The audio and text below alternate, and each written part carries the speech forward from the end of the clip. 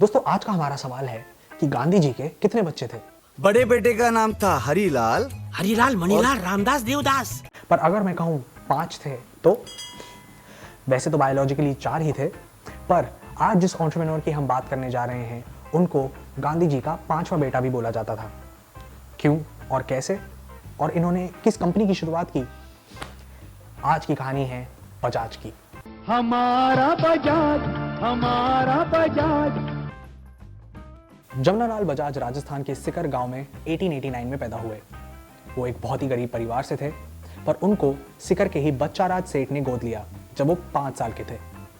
बच्चाराज सेठ का परिवार पूरे शहर में बच्चे गोद लेने के लिए और उनकी शिक्षा पूरी कराने के लिए काफ़ी माना जाता था और बच्चों को भी रहने के लिए एक लग्जूरियस एटमॉस्फेयर मिलता था। पर जमनालाल को कभी भी ये लग्जरी मोह नहीं पाई। 1918 में उनको ब्रिटिश सरकार की तरफ से राय बहादुर का टाइटल भी दिया गया और 1920 में नॉन कोऑपरेशन मूवमेंट के तहत उन्होंने इस टाइटल को वापस कर दिया। 1920 में उनकी पोस्टिंग इंडियन नेशनल कांग्रेस में एज अ ट्रेजरर हुई और उन्होंने सत्याग्रह आश्रम की स्थापना की।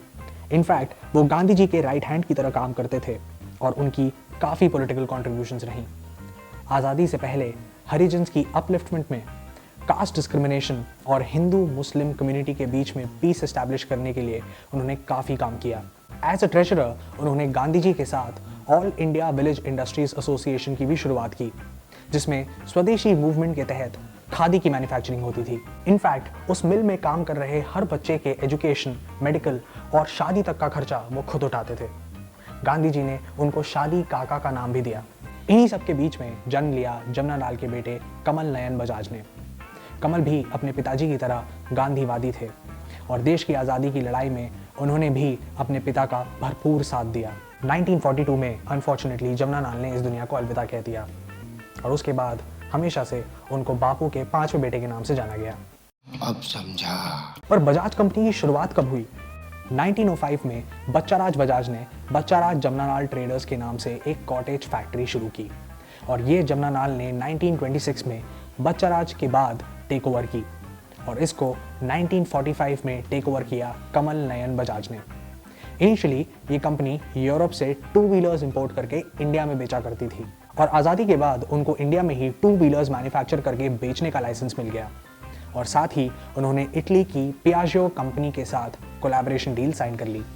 सभी ने तब कमल को इस कोलैबोरेशन डील को साइन करने से मना किया, पर अंत में वो सही साबित हुए और उन्होंने लॉन्च की एक बहुत ही सक्सेसफुल 2 व्हीलर वेस्पा और इससे इंस्पायर होकर उन्होंने 1972 में लॉन्च की बजाज की चेतक, जो कि भारतीय रोड कंडीशंस के लिए अर्गोनॉमिकली डिज़ाइन की गई थी।